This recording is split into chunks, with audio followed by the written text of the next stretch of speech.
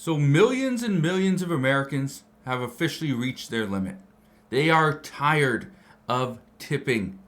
More and more people go to restaurants, go to different service businesses, and the thing that they dread the most isn't going in, isn't booking an actual appointment.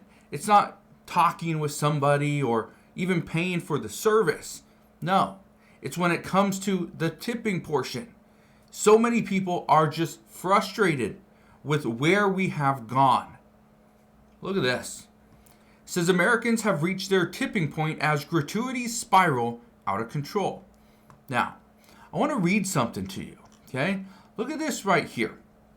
It says, according to a recent survey by Wallet Hub, nearly 9 in 10 believe tipping culture has gotten out of control, and 83% think automatic service charges should be banned. Nearly 3 in 5 Americans think businesses are replacing employee salary with customer tips. This is what's happening. Okay? I have several friends that run different businesses, and some of which, and again, it's frustrating because I know it's happening, and I ask and they confirm, but some of my friends, they have went from, instead of giving a larger salary, giving them more money per hour, what they're actually doing is they're now asking for tips from customers. That's what they're asking for. Okay? And they're putting more emphasis on the tips. Now, look at this right here. It says Warshaw advised to always tip in restaurants.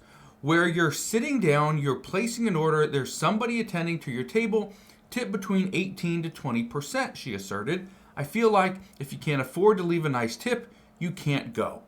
And that's true. If you can't afford a 20% tip, maybe you shouldn't go to that specific restaurant. Maybe you should go somewhere else, or potentially fast food.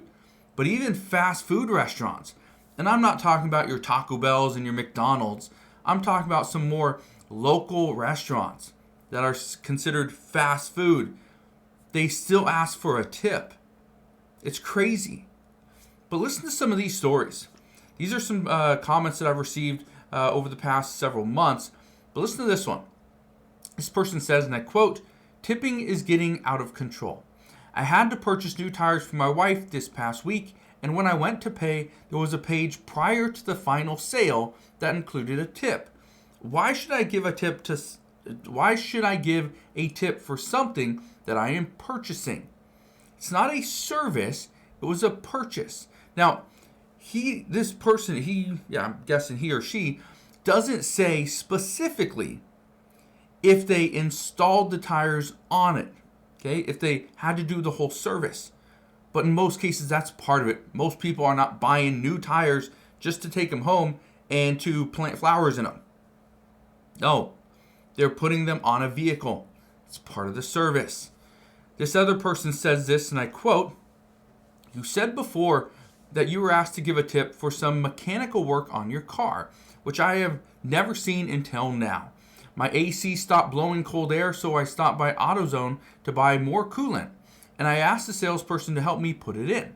He agreed, but when he was done, he asked for a tip. I thought workers help you do this. Am I wrong? Yeah. And I believe AutoZone is still one of those businesses that does help you put on wiper blades, can help you with the AC, put the Freon in or whatever, coolant, whatever you call it, put that in. I think there's still a few other things that they can help you with. They're not going to do big mechanical work. They're not going to change your spark plugs or anything like that. But I think those are a few things that they can do. Asking for a tip and simply asking for it, that's interesting. But I have seen that before. Somebody else says this, and I quote, can somebody please tell me if I am in the wrong here? I normally get my hair done by the same person for the past 8 years, but she was out of town for 3 weeks, so I went someplace new. I get my hair done, and when I go to pay, the girl simply asks me, do you want to leave a tip? I obviously say yes. She then asked, do you want it on the same card, or would you like to pay in cash? I said, I would like to put it on the card, please. She then asked, do you want to pay 30, 40, or 50% tip with a straight face? This can't be normal, is it? I then decided to just pay in cash. So this is starting to become the norm, where it's not, hey, do you want to tip 10, 15, 20, 25%? Those are usually the four options. 25 was the max. I have seen as high as 75%. A tip of 75%. I went to an ice cream parlor probably a month ago, and that was one of the options. Okay, it was 20%, 40%, it was 50%, and 75%. So 20% was the low. 20, 40, okay, 50, 75%. This is for ice cream. So again, we're not talking about hundreds of dollars here. It was, was $8 for a cone or something like that. And so the total, it was like $30. 75%, what would that be?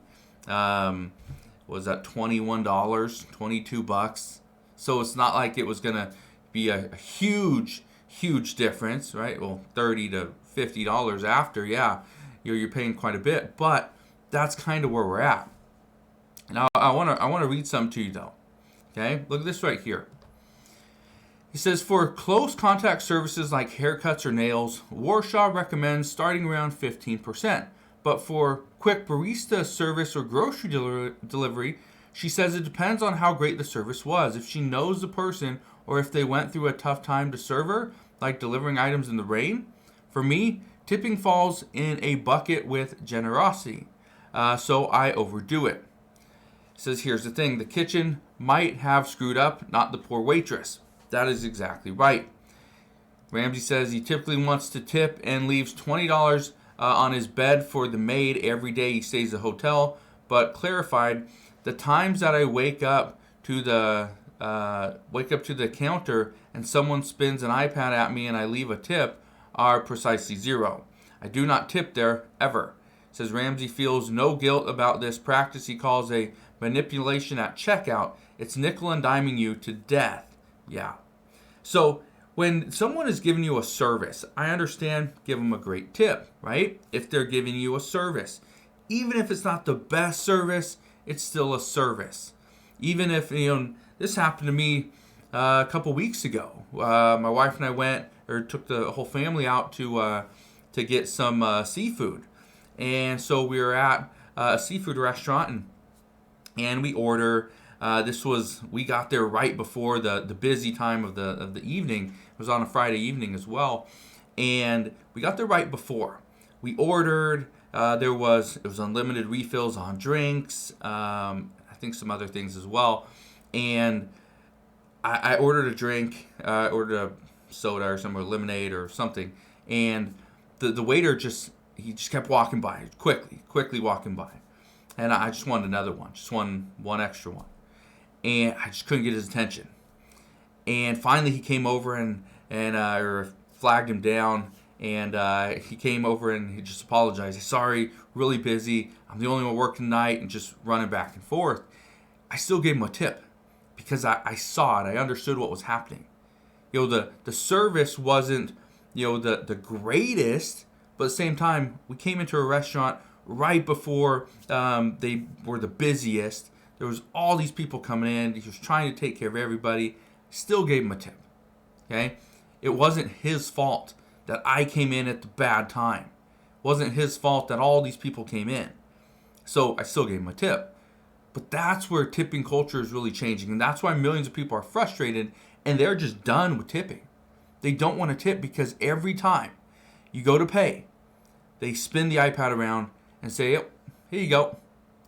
And in cases like this, there's times where I went to an actual store. I'm not going to say the store, but I've gone to an actual store where they have a tip page right before you pay. It's ridiculous. I went to buy a couple pairs of shorts, and they turned the iPad around to tip. to buy an item, a good, okay, shorts. This is a big brand. And they turned the iPad around for me to leave a tip if I wanted to.